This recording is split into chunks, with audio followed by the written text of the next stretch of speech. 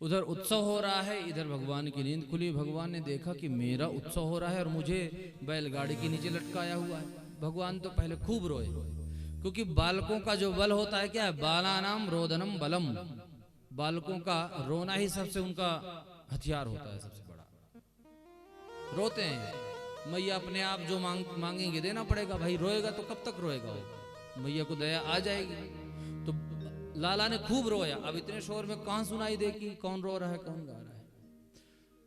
थक गए रो रो करके भगवान, और जब थक गए तो गुस्सा आया। भगवान ने एक लात मारी बैलगाड़ी में, और बैलगाड़ी तो उड़ती चली गई और नीचे धड़ाम से गिरी। दही मटकी जो थे सब फूट गए, गाना बजाना सब बंद हो गया, अस्त व्यस्त हो गया। सब दौड़ी दौड़ी आई। मैया ने तुरंत लाला को उठाया, हृदय से लगाया, सोचने लग गई कि यहाँ आंधी तूफान कुछ आया नहीं कि पलट गई हो गाड़ी, बैल सांड कुछ निकला नहीं कि उसने उठा करके पटक दिया।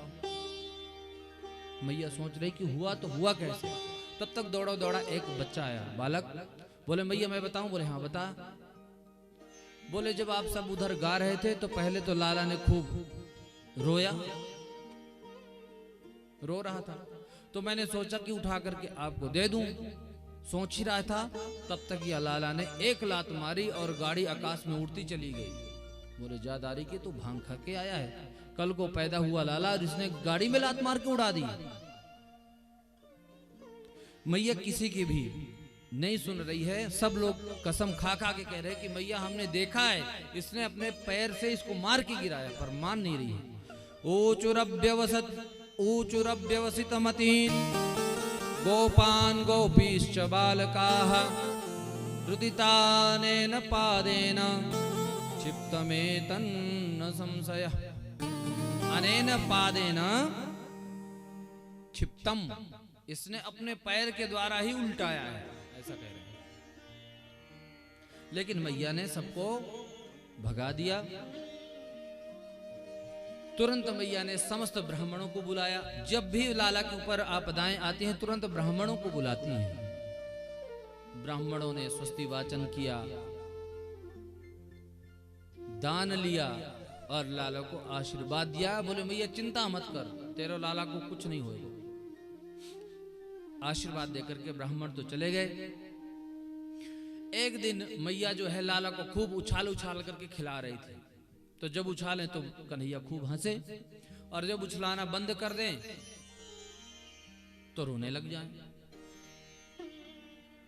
तो मैया ने सोचा कि अब मेरी बाजू दुखने लग रही है, थक गई हूं मैं, इसको थोड़ा दूध पिला देती हूं तो फिर खेलेगा ये। मैया ने दूध पिलाना प्रारंभ किया लाला को, दूध पिलाना प्रारंभ किया। और इधर जो है कंस ने तृणावर्त को भेजा हवा के रूप में। ठाकुर जी दूध पी रहे हैं, दूध पीते पीते एक नजर तिरछी देख लिए कि आ रहा है, और बड़े प्रसन्न हो गए कि मैया तो थक गई है उछाल उछाल के, और मामा ने हमको उड़न खटोला भेजा है घूमने के लिए। अब ठाकुर जी सोच रहे हैं कि मैया मुझे छोड़ेगी नहीं, और जब छोड़ेगी नहीं तो मैं घूमूंगा नहीं। तो अपना वजन बढ़ाना प्रारंभ कर दिया भगवान ने, खूब वजन बढ़ाया। मैया थक गई लेकर के, इतना भारी सोचने लगी, अभी तो मैं इसको उछाल उछाल के खिला रही थी और अब ये कैसे इतना भारी हो गया। भगवान ने माया फेरी, ओहो 1 घंटे से ज्यादा तो इसको दूध पिवाते हो गए, शायद दूध पी करके भारी हो गए। अब बताओ, हैं? यशोदा मैया सोच रही हैं कि मैंने दूध ज्यादा पिला दिया है इसलिए इसका वजन बढ़ गया है। तो क्या किया, जमीन में छोड़ दिया कि थोड़ा देर खेलेगा कूदेगा, इसका हजम हो जाएगा दूध, तब तक मैं घर के काम करती हूँ, फिर उसको मैं फिर ले लूंगी गोद में। अब इधर भगवान को मौका मिला, उधर तृणावर्त को भी मौका मिला। तुरंत उसने उठाया भगवान को और पीठ पे लाद लिया। भगवान पीठ में सवारी किया और उड़ चला। अब उड़ते उड़ते पूरे ब्रजमंडल का चक्कर काट रहा है वो। भगवान सबका देख रहे हैं, ये ललिता को घर, ये विशाखा को घर, ये प्रेम गली, ये छिपी गली, सब देख रहे हैं, भ्रमण कर रहे हैं भगवान। अंत में जब वो मथुरा की ओर जाने के लिए चला, भगवान ने अपना वजन बढ़ाया। वजन बढ़ाया तो तृणावर्त सोचता है कि कहीं ऐसा तो नहीं कि मैं नंद के लाला की जगह कहीं कोई काला पत्थर तो उठा के नहीं ले आई, इतना वजन कैसे हो गया।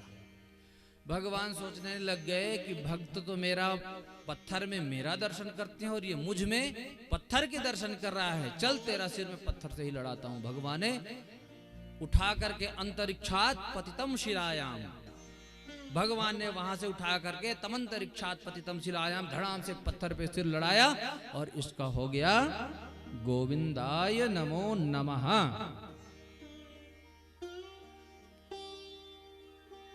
भगवान तो चुटकी बजा करके ही सब समाप्त कर देते हैं। भगवान के लिए क्या है, जैसे खेल करते हैं भगवान पहले तो, जैसे गरुड़ जी हैं वो सांप से खेलता है, पहले खेलता रहता है, पकड़ेगा फिर छोड़ देगा, पकड़ेगा फिर छोड़ देगा, और अंत में जब इच्छा हुई तो काम तमाम कर देगा। तो ऐसे भगवान दैत्यों के साथ में खेलते हैं। एक दिन मैया कन्हैया को लेकर के दूध पिला रही थी, तो पिलाते पिलाते काफी टाइम हो गया। मैया ने सोचा कि शायद ज्यादा दूध पी लिया होगा, तो मैया लाला के पैरों में गुदगुदी करती है, तो भगवान दूध पीना बंद कर देते हैं, हंसने लग जाते हैं।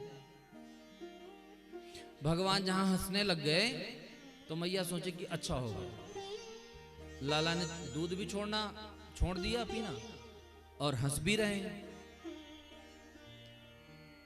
मैया की दृष्टि भगवान के मुख में पड़ी, तो भगवान ने पूरा ब्रह्मांड दर्शन मैया को करा दिया। भगवान बताना चाहते हैं कि मां, तू मुझे ये समझ करके डर जाती है कि कहीं पेट न खराब हो जाए दूध से, देख ले मेरे आपके दूध के द्वारा पूरा ब्रह्मांड में जितने चराचर जीव हैं सब तृप्त हो रहे हैं, इसलिए तुमको डरने की बात नहीं है। भगवान ने तुरंत अपनी माया फेरी, मैया का मोह खत्म हो गया और लाला मानती है। भगवान ने तो, मैया ने तो कभी भगवान को भगवान माना ही नहीं। जब जब भी भगवान ने माया अपनी दिखाई और भगवान माना, भगवान ने पुनः सब खत्म किया। तो यहां पर भगवान को ब्रह्मांड दर्शन, भगवान ने मैया को ब्रह्मांड दर्शन करवाया, 2 बार करवाया। एक बार मिट्टी जब खाई थी तब, और एक बार दूध पिलाने के बाद। अब इधर वसुदेव जी सोच रहे हैं कि मेरा लाला आज इतने दिन के हो गए हैं, पता नहीं उसका 1 वर्ष के हो गए हैं, क्या नाम रखा होगा बाबा ने। तो अपने गुरुदेव गर्गाचार्य जी के पास जाते हैं, प्रार्थना करते हैं कि गुरुदेव आप तो सब कुछ जानते हैं, आपको बताने की आवश्यकता नहीं है, और मैं चाहता हूं कि आप घूमते फिरते एक बार नंद महल में जाएं और बच्चों के नामकरण करके आए। बोले ठीक है। गर्गाचार्य जी नंद महल पधारे, नंद बाबा ने स्वागत किया, पूजन किया और प्रार्थना की कि महाराज आप तो त्रिकालज्ञ हैं, सर्वसमर्थ हैं, आप ये बताएं कि जब से मेरा लाला पैदा हुआ है तब से कितनी दिक्कतें आ रही हैं, प्राणों पे संकट आ रहा है, संकट पे संकट आ रहा है, न जाने इसकी कौन सी ग्रह दशा चल रही होगी, आप कृपा करके कुछ निराकरण करें, कुछ उपाय बताएं। गर्गाचार्य ने बोला ठीक है, आप जो है इसका नाम तो बताओ, इसकी राशि क्या है। बोले महाराज नाम तो अभी रखा ही नहीं है। बोले 1 साल का बालक हो गया और अभी तक तुमने नामकरण भी नहीं किया, अब बिना राशि के कैसे फलादेश करें। बोले महाराज बड़ी कृपा करी, आप यहाँ पधारे ही हैं तो आप ही नामकरण कर दीजिए। तो गर्गाचार्य जी बोलते हैं यदो नाम हमाचार्य ख्यातश्च भुवि सर्वतः सुतं मया संस्कृतं ते मन्यते देवकी सुतं। बाबा यदि मैं तुम्हारे पुत्र का संस्कार करूंगा तो कंस को ये पता चल जाएगा कि ये तुम्हारा पुत्र नहीं अपितु देवकी नंदन है, क्योंकि मैं यदुवंशियों का आचार्य हूं। पर एक बात है कि यदि चुपचाप इसका नामकरण करवाना चाहो तो मैं वो कर सकता हूं। बोले हाँ महाराज बड़ी कृपा होगी, आप चुपचाप रख दीजिए, हम किसी को नहीं बताएंगे, किसी को न बुलाएंगे। बोले तो ठीक है, मैं गौशाला में चलता हूं और आप जो है बच्चों को लेकर के गौशाला में आओ। नंद बाबा इधर नंद रानी को बोलती हैं, अरे मेहर, सिद्ध योगी बाबा पधारे हैं, बच्चों को लेकर के आओ, इनका नामकरण संस्कार करवाना है। तुरंत रोहिणी मैया को यशोदा मैया बोलती हैं कि चलो चलते हैं, देखते हैं कौन बाबा आया है, लेकिन हम परीक्षा करेंगे कि उस बाबा को कुछ आता जाता भी है कि ऐसे खड़िया पंटल है। डुप्लीकेट बाबा भी तो बहुत घूमते हैं ना, तो हम परीक्षण करेंगे कि सिद्ध कोटि के बाबा हैं भी या नहीं। तो क्या करती हैं, बलराम जी को तो यशोदा जी ले ली अपनी गोद में, और यशोदानंदन कन्हैया जी को ले लिया रोहिणी जी ने, लेकर के गए, प्रणाम किया और बैठ गए। बोले महाराज तुरंत नामकरण करो। भगवान ने जो ही ठाकुर जी का दर्शन किया, आंखें चार हुई, नंद बाबा की तो समाधि लग गई, बैठे रहे। अब इधर मैया सोचती है कि शायद ध्यान में देख रहे होंगे कि क्या नाम रखना है, घंटे इंतजार करते रहे। कई घंटे निकलने के बाद यशोदा ने रेवती मैया से बोला, जरा इसको बाबा जी को चेक तो करो, सांस वांस चल रही है कि नहीं। ए बाबा, अब बाबा कहाँ, बाबा तो अपने आनंद में, कुछ पता ही नहीं बाबा को। बोले मैया बाबा ये हिले नहीं, डुले नहीं। तो ये रेवती मैया कहती हैं कि ये हिलडुल तो नहीं रहे, लेकिन लग रहा है या कि सांसों नहीं चले, सांस भी नहीं चल रही। अब यशोदा मैया की चिंता बढ़ गई कि ये कलंक मेरे जीवन में बचा था, यही समाधि लेनी थी, कहीं और जाकर के लेते। रेवती मैया ने पकड़ के बाबा को, जो बाबा, हाँ हाँ मैंने तुम्हारे लाला का नाम सोच लिया एकदम से, तो बताओ बढ़िया अच्छा सो नाम धर दो, चोखो सो नाम। तुरंत नेत्र खोल करके देखते हैं गर्गाचार्य, तो बोलते हैं क्या, अयम ही रोहिणी पुत्रो रमयन् सुहृदो गुणैः आख्यास्यते राम इति बलाधिक्यात् बलं विदुः। अयम ही रोहिणी पुत्रो, यशोदा जो तुम्हारी गोद में है ये रोहिणी पुत्र है, इसका नाम हम बलराम रखते हैं क्योंकि ये बहुत बड़े बलशाली होंगे। बलाधिक्यात् बलम विदुः, इसलिए इसका हम नाम। जो ही माताओं को पता चला कि बाबा को तो सब सच्चाई पता, हाँ हाँ महाराज आपने ठीक पहचाना, वो तो हम दोनों के जो पुत्र है ना, हम भेदभाव नहीं करते हैं, इसलिए मैंने इसके लाला को ले लिया, इसने मेरे लाला को ले लिया। आपस में कानाफूसी करती हैं, बाबा पक्का है, कच्चा नहीं, खड़िया पलटन नहीं है। तो ठीक है महाराज, इसका बलराम, अब इसका भी नाम रख दो। बोले इसके नाम का तो पता ही नहीं है, इसको तो हजारों नाम होंगे, विष्णु सहस्त्र नाम, गोपाल सहस्त्र नाम, राम सहस्त्र नाम। बोले महाराज सहस्त्र नाम की जरूरत नहीं है, बढ़िया एक नाम रख दो बस। तब रखने लगे क्या, प्रागयं वासुदेवस्य क्वचिज्जातस्तवात्मजः वासुदेव इति श्रीमान् न विज्ञासं प्रचक्षते। ये वासुदेव का इतना जब कहा तो भगवान ने कहा, बाबा बता मत देना कि मैं उसका वसुदेव का पुत्र वासुदेव हूं, इशारा कर दिया। तो यहाँ गर्गाचार्य जी ने बात को ही पलट दिया। बोले मैया ये कभी किसी जन्म में वसुदेव का पुत्र भी हुआ होगा, इसलिए इसका नाम एक पड़ेगा वासुदेव। बोले क्या बात कर रहे हो बाबा, इस जन्म में तो हमारा ही है ना। बोले हाँ इस जन्म में तो तुम्हारा ही है, तो बस चोखो सो नाम धर दो, मुझे पूर्व जन्म की नहीं सुननी नाम हो। बोले तो हम इसका नाम रखते हैं कृष्ण। बोले मतलब, बोले कर्षति इति कृष्ण, जो किसी के भी चित्त को आकर्षित कर ले उसका नाम कृष्ण है। एक बार जो बिहारी जी के दर्शन कर लिया उसके चित्त में और कोई नहीं दूसरा आ सकता, इतना आकर्षण है।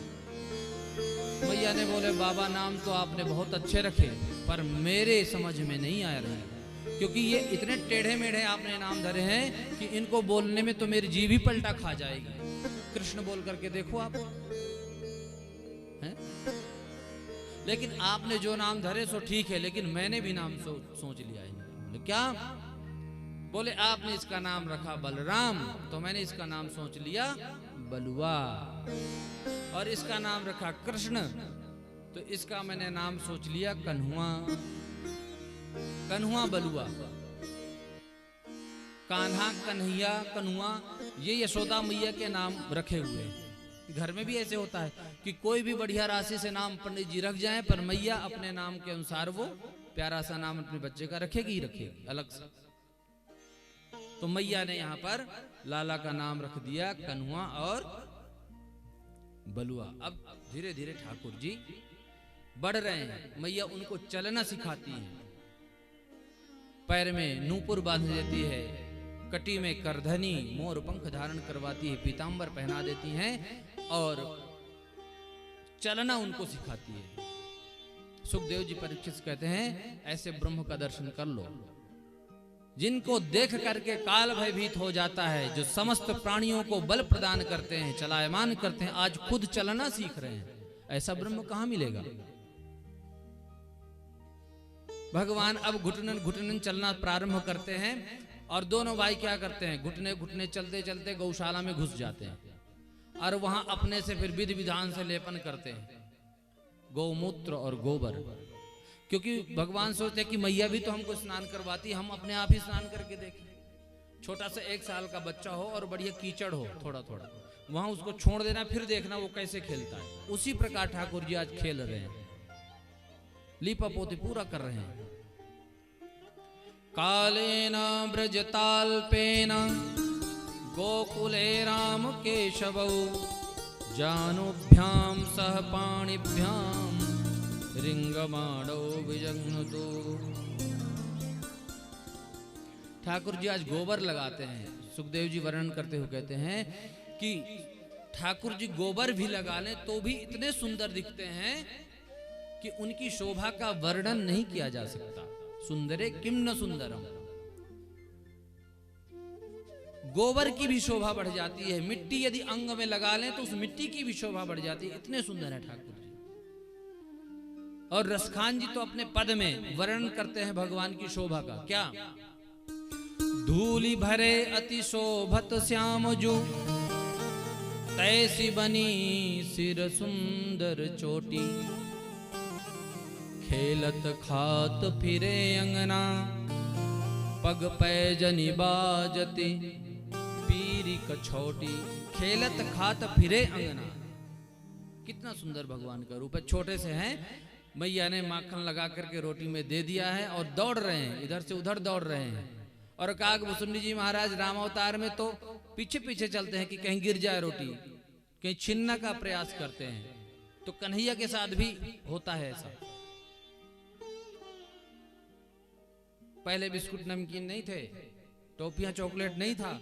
पहले तो क्या होता था, माताएं घर में रोटियां बना के रखती थी कि जब भी बच्चा मांगेगा खाना तो उसको देना पड़ेगा उसी टाइम, वो प्रतीक्षा नहीं करेगा। तो मैया यहाँ माखन लगा करके रोटी कन्हैया जी को दे देती है। भगवान नंग धड़ंग ऐसे ही कटकाछनी पहने हुए घूमते हैं रोटी लेकर के, और पीछे पीछे रसिक जन तो वही वर्णन करते हैं।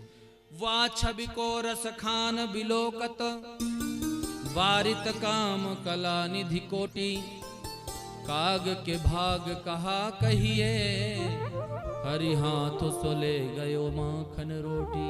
क्या धन्य है उसका भाग्य, उस कौवे का भाग्य क्या है कि जो हरि के हाथ से रोटी छीनता है और भगवान फिर पकड़ते हैं, दौड़ते हैं पकड़ने के लिए। ऐसी लीलाएं दिव्य भगवान यशोदा के आंगन में कर रहे हैं। ये जितनी भी लीलाएं ठाकुर जी ने की सब हम सब के लिए की, क्योंकि हम निर्गुण निराकार पर ब्रह्म परमात्मा का स्मरण चिंतन नहीं कर सकते। सगुण साकार का ध्यान करेंगे तो खींचे चले जाएंगे। ठाकुर जी बड़े हो गए, तो अब खाने पीने में थोड़ा ध्यान देने लगे। देखते क्या है कि जो मेरे सखा हैं वो सब बेचारे दुबले पतले हैं, और पूछते हैं कि भैया तुम खाते नहीं हो माखन क्या? बोलते क्या करें भैया, माखन दूध तो खूब होए, पर मेरी मैया ले जा करके मथुरा में बेच आवे, और जो बच जाए सोई खाने को मिले। बोले ऐसे में तो मथुरा के जो लाला है वो सब तगड़े हो जाएंगे और हम सब एक डेढ़ हट्टी के रह जाएंगे, इसलिए गाय की सेवा हम करते हैं तो गोरस का भी आनंद हम ही लेंगे। तो बोले एक काम करते हैं। बोले क्या? अब जो है अपने अपने घर से चोरियां करके तुम लोग खुद ही माखन खाना प्रारंभ करो। बोले मैया पा जाएगी तो बहुत पीटेगी, और चोरी करना थोड़ी हम सीखेंगे। हमारे बाप दादा ने कभी चोरी करी नहीं और हम चोरी करना सीखेंगे। बोले भैया खाने पीने की जो चीजें होती हैं उसकी चोरी चोरी नहीं कही जाती। बोले तो ठीक है, तैयार हो गए, कहाँ की जाए चोरी? तो कन्हैया बोले कि सबसे पहले तुम लोग अपने अपने घर में जाकर के प्रैक्टिस करो, जब उसमें सिद्ध हो जाओगे तब जाकर के पड़ोसियों की यहाँ चोरी करेंगे। भाई सीखना तो पड़ेगा ना। अब सबने चोरियां प्रारंभ कर दी अपने अपने घरों में जाकर के। अपने घर में जब चोरी करने के लिए गए तो सबने चोरी करी। एक तो सीधामा तो पकड़े गए, बेचारे की पीठ लाल कर दी उसकी मैया ने मार मार के। दूसरे दिन सब यमुना जी के किनारे इकट्ठे हुए, आपस में बताया, बोले भाई बताओ तुम लोग कैसे कैसे किए। अब बोले कि भैया पहली बार तो चोरी किए थे, उसमें भी मैया ने पकड़ा और मार मार करके पीठ मेरी लाल कर दी। बोले जादारी की, तू पहली बार चोरी क्यों और पकड़ो भी गए हो? बोले कभी हमारे बाप दादा ने करी नहीं, हमने भी कभी करी नहीं, तो पकड़े तो जाने ही थे। बोले तो ठीक है, आज से तुम लोगों का प्रशिक्षण शुरू। बन गए गुरुजी अपने आप हैं, ये गुरुजी बन गए और सबको विद्यार्थी बनाया और विद्यालय का नाम रखा चौर विद्या प्रचार मंडल। अब महाराज चोरी करना सिखा रहे हैं, प्रशिक्षण देना चालू कर दिया। जब भी गोपियों के मन में भगवान के दर्शन की अभिलाषा होती है तो उलाहना देने के बहाने वो नंद रानी के पास चली जाती है और उलाहना देती है। एक दिन गोपियां गईं, एरी यशोदा सुन। बोले हाँ बहन बोल। बोले आज तुम सब काहे को इकट्ठी हुई हो? बोले हम तुम्हारे लाला के कोई गीत गाने नहीं आई हैं, उसकी शिकायत करने के लिए आई है। बोले क्या शिकायत है? बोरे तुम्हारा लाला घर घर चोरियां करता है, ग्वाल बालों को ले जा करके हमारे गाय बछड़े सब खोल देता है।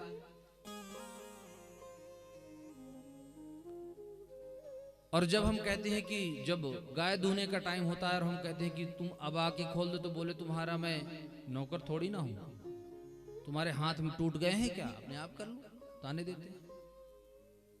तो यशोदा मैया ने कहा कि यदि बछड़ा खोलता है तो ठीक ही तो करता है, तो जब तुम दूध दूहने के लिए जाती होगी तो ये देखता होगा तो तुम्हारा सहयोग करने के बहाने से बछड़ा खोल देता है। तो कहती ना ना मैया उस टाइम की नहीं।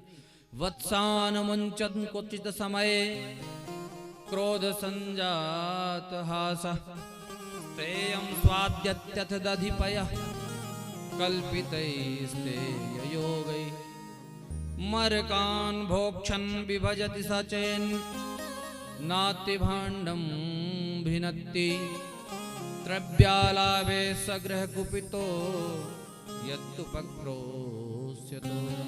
महाराज मैया वत्सान मुंचन क्वचित अध समय, मतलब जब दूहने का टाइम होता है उससे 10 मिनट पहले बछड़ा खोलता है ये, ठीक 10 मिनट पहले कि सब दूध पी जाए, इसको एक भी ना मिले।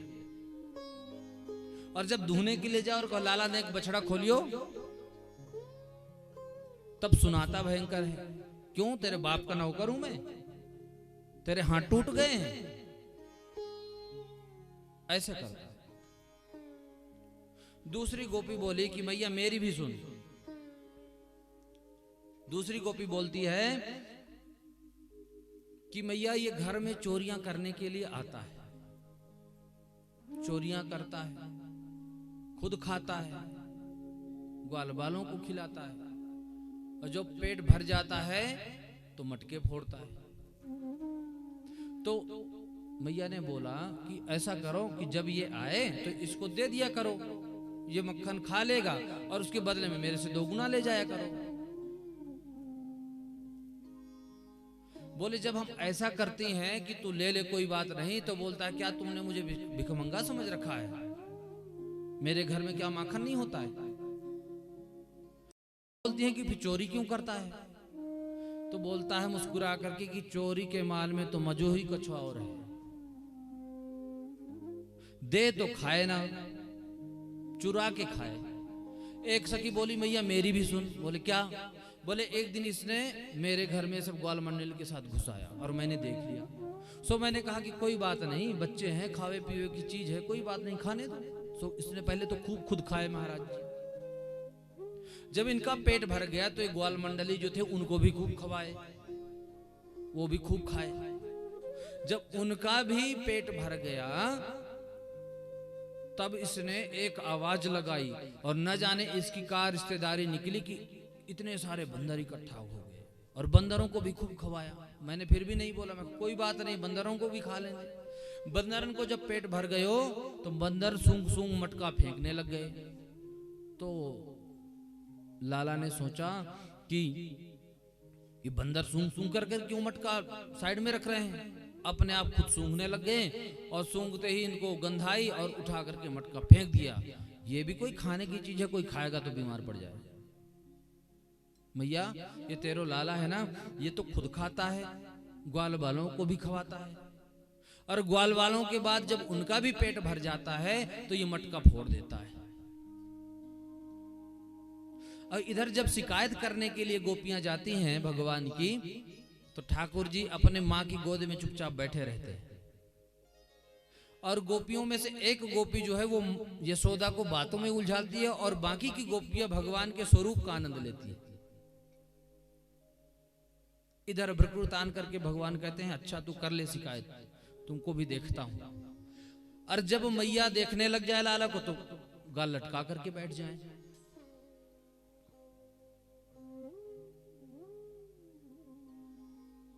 एक मैया बोलती है कि मेरी भी सुन। बोले क्या?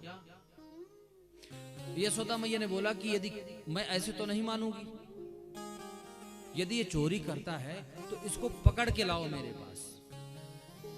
तो वहीं पर एक गोपी थी कि मैया सुन मेरी बात। बोले हाँ। बोले एक बार ये मेरे घर में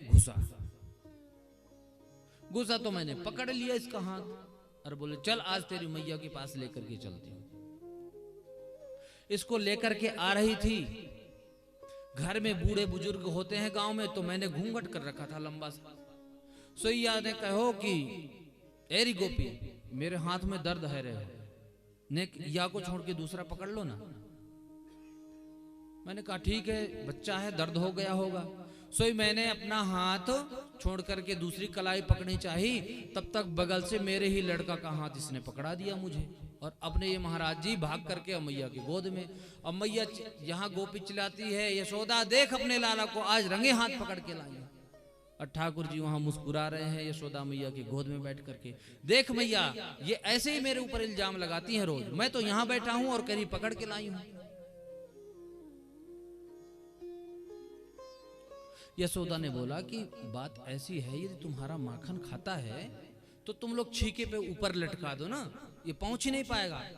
तो दूसरी गोपी कहती कि मैया हमने तो छीके पे भी रख करके देख लिया, जब ये चोरी करने के लिए आते हैं तो पूरी मंडली के साथ आता है, और जो सबसे तगड़ा होता है उसको घोड़ा बनाता है, उसके ऊपर दूसरे ग्वाला को चढ़ाता है, और सबसे ऊपर ये महाराज जी चढ़े हुए होते हैं।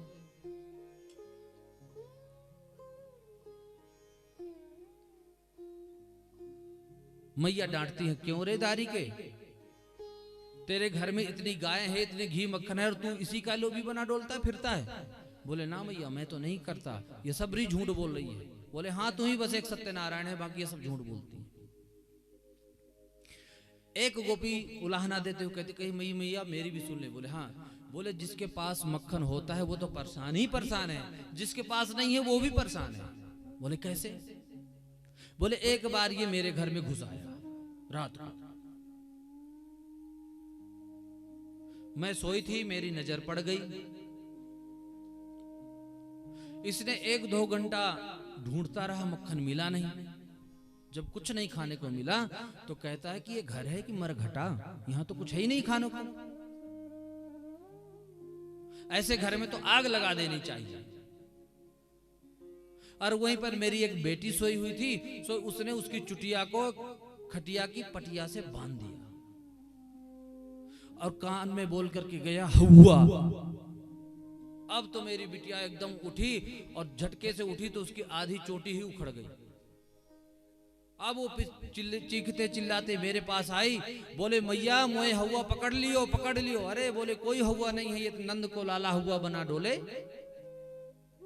ये तो नंद का लाला है जो हुआ बना डोलते फिर रहा है, कोई हुआ वो नहीं है। तो भैया जिसके यहाँ है वो परेशान है, जिसके यहाँ नहीं है वो भी परेशान है। तो ऐसे माखन चोरी ठाकुर जी करते हुए सबके भावों को देखते हैं। माखन मिश्री का मतलब जिस गोपी का भाव माखन की तरह कोमल है और उसमें मिठास है, उसी के यहाँ ठाकुर जी चोरी करने के लिए जाते हैं। और ये खुद करवाती हैं। गोपियां चाहती हैं कि ये आए तो सही, कि हमको इसी बहाने इसके दर्शन तो होते रहेंगे। ऐसे दिव्य भाव गोपियों का रहता है। एक बार तो एक गोपी आई, मैया से बोली, मैया मुझे गोबर चाहिए। बोले ले जा गौशाला में जा। चली गई वो भरने के लिए गोबर। और ठाकुर जी सबके मनोरथ को जानते हैं, सोई पहुंच गए ये सत्यनारायण जी गौशाला में। एरी क्या कर रही है? बोले गोबर ले रही हूं। और क्या कर रही हूं? कितने लेगी? बोले का मतलब? बोले कितने लेके जाएगी? अब इधर गोपी जो है ठाकुर जी से बात भी कर रही है, गोबर भर रही है। भरते भरते इतना भर दिया कि खुद उठा ही नहीं पाए। बोती लाला ने एक हाथ लगाइयो। ठाकुर जी ने बोला ठीक है, लेकिन एक शर्त है मेरी, मैं उठवाऊंगा तो माखन खाऊंगा। बोले कोई बात नहीं, तुम माखन खा लियो, उठवा तो सही। अब लाला ने टोकरी को उठवायो और सिर में धरो। अब गोपी ने इतने नजदीक से ठाकुर जी को नहीं देखा था, इतनी मुग्ध हुई कि जल्दी से गई, पटकी गोबर और फिर आ गई लेने के लिए। फिर मैया से पूछ, मैया गोबर लेना है मोए, ले जाऊं? बोले ये में भी कुछ पूछने की बात है, जाके ले जा, जितने ले जाना है गौशाला से भर ले जा। अब फिर भरने लग गई। ठाकुर जी फिर पहुंच गए। एरी फिर लेने आ गई? बोले हाँ। अब फिर उसने माधव को देख रही है और गोबर भरे जा रही है, फिर भूल गया। टोकरी भर गई। फिर बोले नेक लाला जोर लगाओ। बोले तेरो बाप को नौकर हूं काम है, और मैं जितने टोकरी उठवाऊंगा उतने ही माखन के गोले खाऊंगा। बोले ठीक है। बोले मोए कैसे पता चलोगे कि कितने टोकरी तू लेके गई? बोले तो एक काम करते। बोले का? बोले जितने टोकरी लेके जाऊंगी उतने गोबर के निशान तुम्हारे मुंह में लगाती जाऊंगी। बोले हाँ ये सही है। अब तो महाराज जितनी टोकरी ले जाए लाला के मुख में उतने टीका गोबर के लगाए। अब पूरा मुंह उसने गोबर से भर दिया। दौड़े दौड़े मैया के पास गए। मैया देख तो सही। सोचे कि खुश हो जाएगी, आज तो कमा के आया है, कमाऊ है। अरे मैया ने देखा तो हंसने लग गई। तुमको गोबर गणेश किसने बना दियो लाला? और जो ही पहुंचना है हाथ तुरंत पकड़े। अरे मैया सब हिसाब किताब गड़बड़ हो जाएगो। बोले क्या? बोले ये जितने रेखाएं लगी है ना उतने ही गोले मिलेंगे माखन के खाने को। बोले जा तू माखन की ही लोभी फिरता है, इतनी यहाँ कोई कमी है का? तो ऐसे सबके मनोरथ को आज ये गोविंद पूर्ण कर रहे हैं।